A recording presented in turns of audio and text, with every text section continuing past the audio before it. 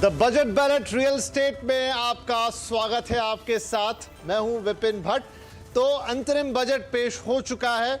निर्मला सीतारमण देश की finance minister, उन्होंने एक रूपरेखा रख दी है आगे के लिए, क्योंकि अंतरिम बजट था इसलिए बहुत बड़े और बहुत स्पष्ट ऐलान आते हुए हमने नहीं देखे, लेकिन बहुत कुछ ऐसा था जो आगे की तस्वीर को पेश करता हुआ नजर आया।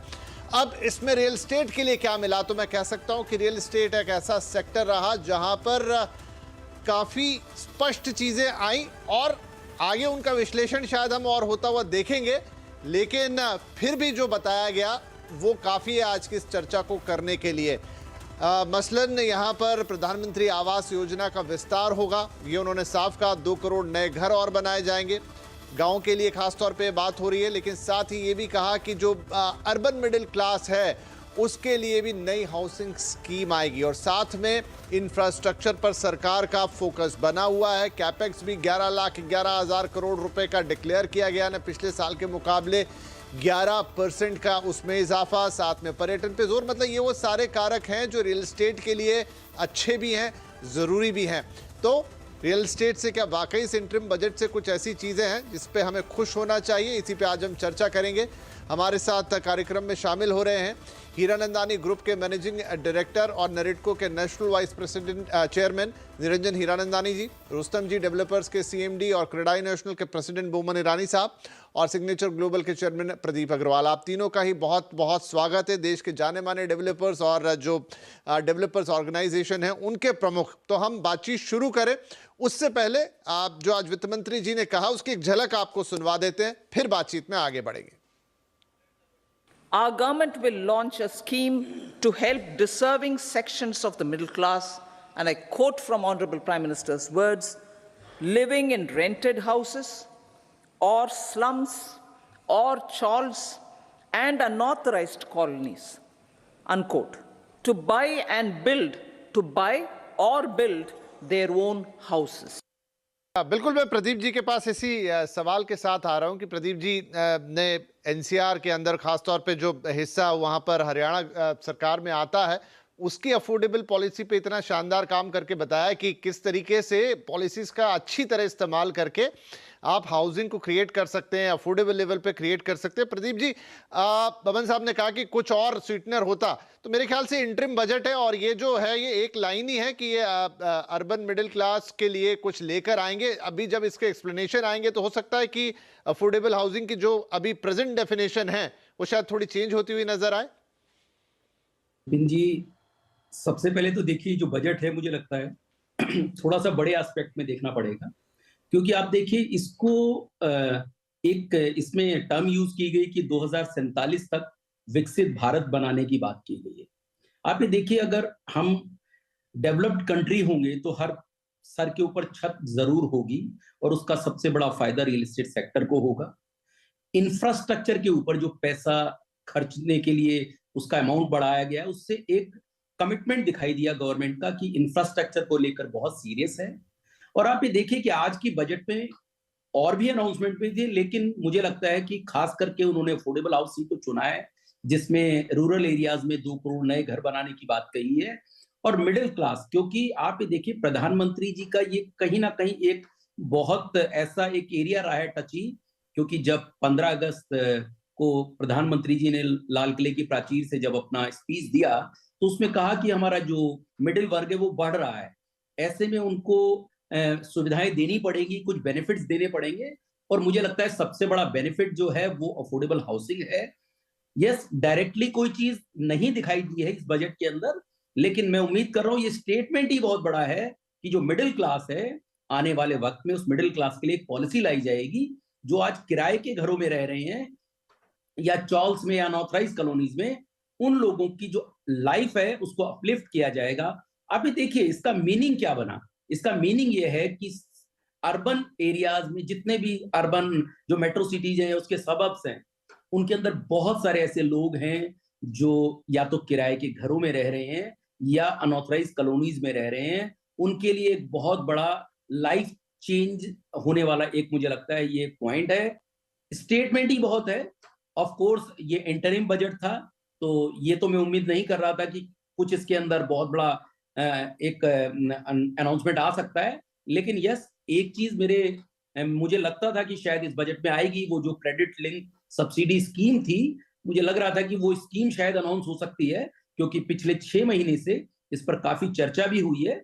और क्योंकि वो डायरेक्टली कॉमन मैन की पॉकेट पर जाती है, क्योंकि देखिए इंटरेस्ट रेट बढ़ गए हैं, 8.5% पे हैं। जैसे निरंजन हीरानंदानी जी ने भी कहा कि जब अफोर्डेबल हाउसिंग शुरू हुआ था तो 6.5% पे था, वो बढ़कर अब 8.5% पे हो गया है। ऐसे में अगर ये क्रेडिट लिंक सब्सिडी स्कीम आती तो जरूर कहीं ना कहीं ईएमआई का बोझ कम होता। लेकिन इन नटशेल में इस बजट को बहुत पॉजिटिवली देख रहा हूं। और आप ये मान के चलिए कि मैं अक्सर कहता रहा हूं इंटरव्यूज में कि जो ये टाइम है ये रियल एस्टेट का है, और रियल एस्टेट सेक्टर जो आज जिस तरीके से बिहेव कर रहा है, सो मुझे इससे बढ़िया लाइन उसके लिए लगती नहीं है कि real estate is looking like a wow. So मेरा तो यही इसके ऊपर। जी जी, लुकिंग लाइक अ वाव, हाँ बिल्कुल सही आप कह रहे हैं। और ये एक अच्छा तरीका हो सकता है डिफाइन करने का।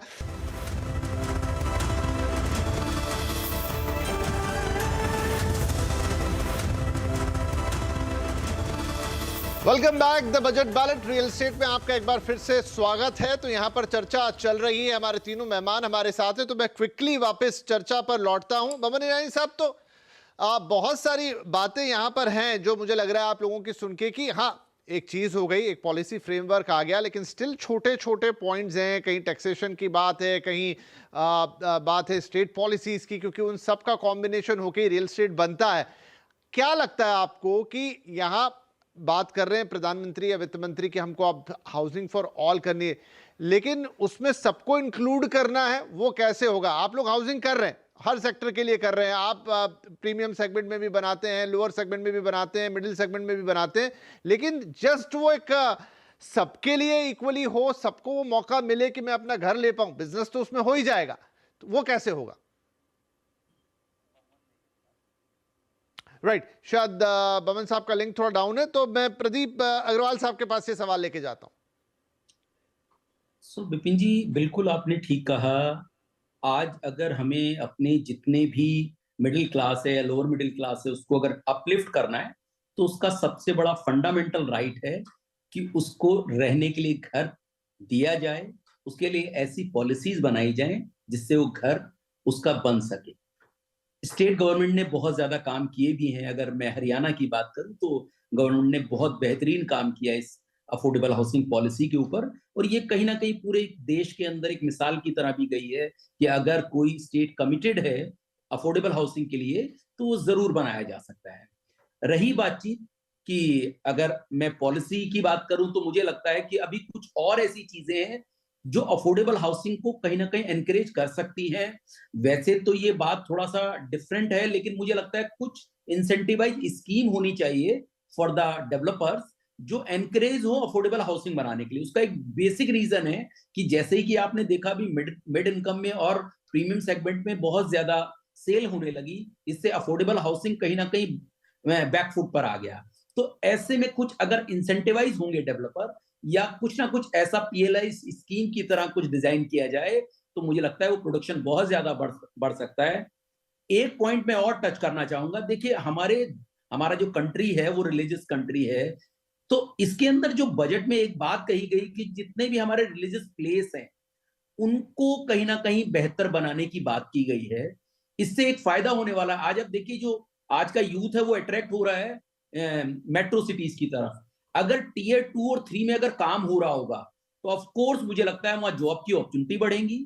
ऐसे जो प्लेस हैं अगर उन पर काम होगा, वहां पर हाउसिंग बनेगी, तो वहां लोगों को जॉब भी मिलेगी, लोगों को मेट्रो सिटीज की तरफ आने से रोका भी जा सकेगा, और कहीं ना कहीं हमारे वो जो एक टूरिस्ट स्पॉट की तरह बनेंगे जिससे एक बड़ा रेवेन्यू जनरेशन होगा।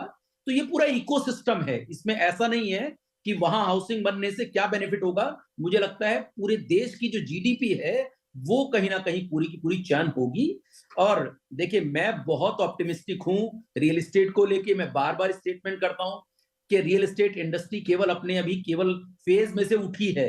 आने वाले 5 से 7 साल इस रियल एस्टेट इंडस्ट्री के लिए बहुत बेहतरीन है। अप एंड डाउन जरूर हो सकते हैं, लेकिन अफोर्डेबल हाउसिंग और मिड इनकम हाउसिंग के लिए ये सेक्टर हमेशा ही बहुत बेहतर करता रहेगा। प्रदीप जी, आपका स्कोर? देखिए, मैं थोड़ा नंबर से बच के मैं बिल्कुल सिंपल बात कहूंगा। मुझे लगता है बजट के अंदर एक फाउंडेशन बनी है। ऑफ कोर्स हमें लॉन्गर टर्म में देखना पड़ेगा, क्योंकि नंबर गेम तो हो सकता है, थोड़ा बहुत ऊपर नीचे हो सकता है, क्योंकि बिल्कुल इंस्टेंट कोई मुझे कुछ दिखाई नहीं दिया तो ऐसा नंबर ऊपर नीचे, लेकिन मुझे उसका कोई इम्पैक्ट नहीं है। मुझे लगता है कि हमें लॉन्गर वे में देखना चाहिए। ठीक है, आपने कह दी अपनी बात, भले ही नंबर नहीं दिए। निरंजन जी, योर स्कोर? मैं हाईएस्ट नंबर दे रहा हूं। आप लोग रखते हैं, नंबर अच्छे मिल रहे हैं। So I think it is number 9.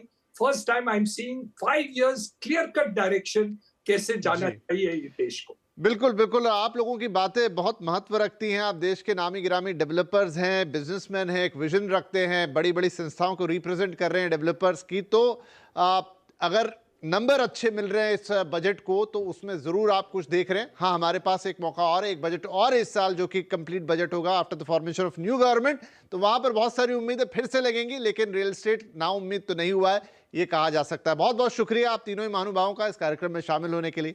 नमस्कार। विपिन जी, मुझे लगा कि हमारे प्रदीप जी ऐसे लास्ट एक लाइन कहेंगे, पिक्चर अभी बाकी है मेरे दोस्त, लेकिन उन्होंने नहीं कहा। तो anyway, thank you very much Vipin ji. नहीं, पिक्चर वाकई में बाकी है। फिर दोबारा अगले बजट पे जरूर मुलाकात होगी। धन्यवाद।